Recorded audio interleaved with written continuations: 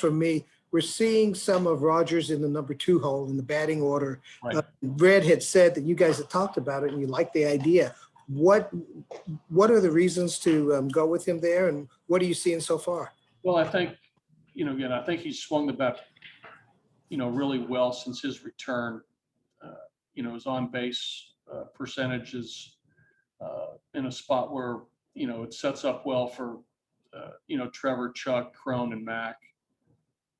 The way, we want to put our lineup to, keep their bullpen, opposing bullpen in the best manner for us. If Tapia leads off and have a right-handed hitting Rodgers, then, potentially Chuck or Trev, depending on the handedness of the starter. But I think, the big reason is he's swinging the bat well. He's getting on base, and we like him getting, the extra at bat as the game gets into the later innings. So I think it's more about performance than anything, and a little bit of, potential thump at the top with some power and some on base and some average. Patrick? Sat out yesterday's balls. You guys as an offense on the road had bits and pieces of success lately, particularly the game Friday night in LA. But in the last 2 games in LA, you didn't.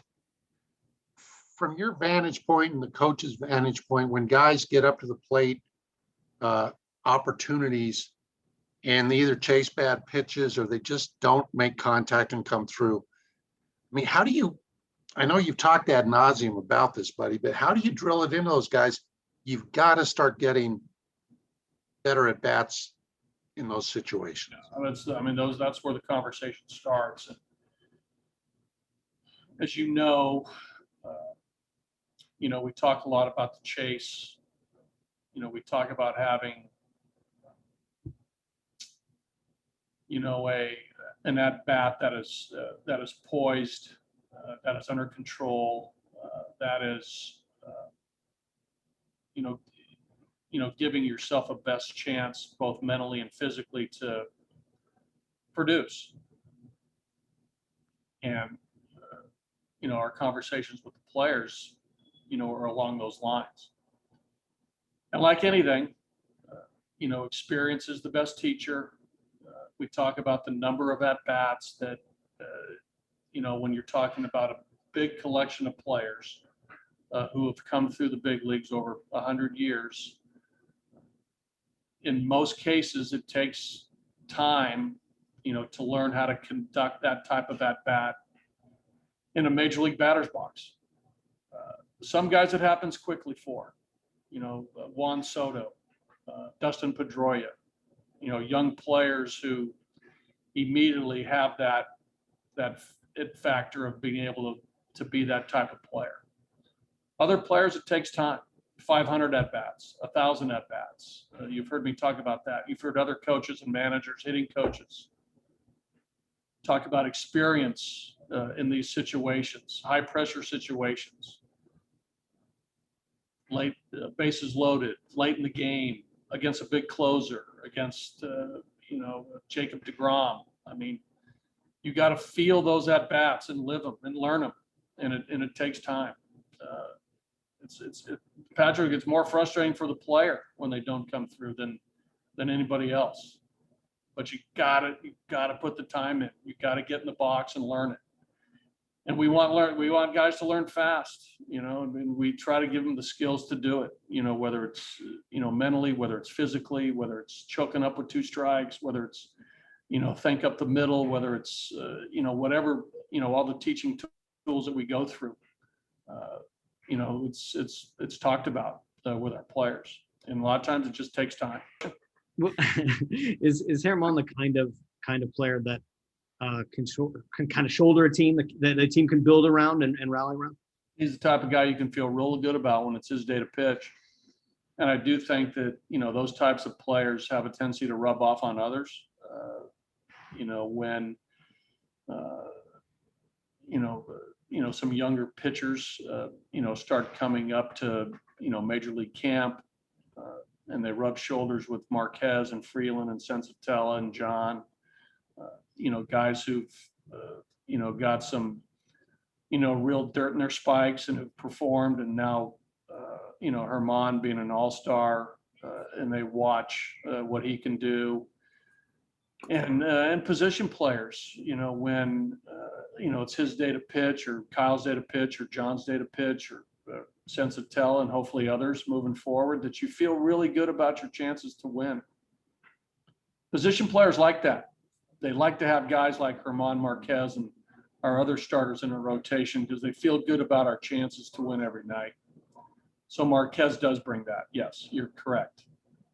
And I don't know if you're biased in this way or not, but just sort of philosophically speaking, with a baseball team, I mean, can your center be a pitcher? Does it have to be a position player who plays every day? Do you know what I mean? Like the kind of. I think you got to have a balance of good players, to be a really successful team. I think you need talent, to ultimately win the World Series. And, and obviously for me, it starts with a great starting rotation. I think any manager, general manager will tell you that, the backbone and strength of any organization is the starting pitching. If you don't have that, it makes it awful tough to win when you go through a 6-month season. But with that, you need balance. You got to be able to score. You need position players. You need defense. You need team speed. You need a good bullpen. You need all those things. So, and that's where we're trying to get to. I think and it can come in a lot of different ways, how you get it, whether trades, free agency, young players who perform at a young age. It's all got to come together. Gotcha. Thank you, buddy. You're welcome, Nick. All right, we're running a little bit short on time. Yeah. We'll go with Jacob, and we'll finish off there. The trade deadline, obviously there's a lot of rumors. You got young guys and rumors, old guys and rumors. Just as the manager, it's Monday, the trade deadline's Friday. How do you sort of go about just making sure the locker room's kept together and calm?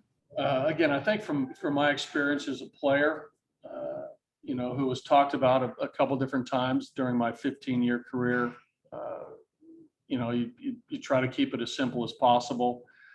The day-to-day, part of what we do, that's the most important thing, I think, to keep in perspective. And that's the thing that I've tried to share, with our players that go through this and players that I've had in the past. Because I know that in most cases, 90% of the things that are reported or that players hear are false.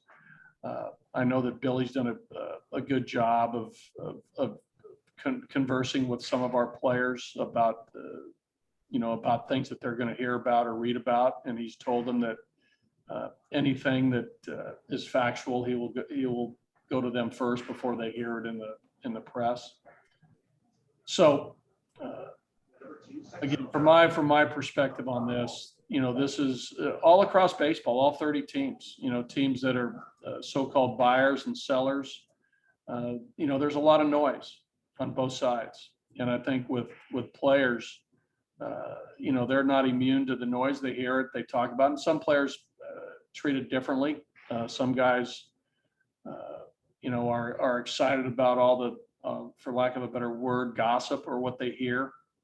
And some guys don't pay any attention to it. They focus on what they need to do today to perform as a player, pitcher or position player. So, and I think our group has done a pretty good job, as players who are talked about, whether it's Trev or John or Givens or Bard or Crone or, whoever's been in the media the most.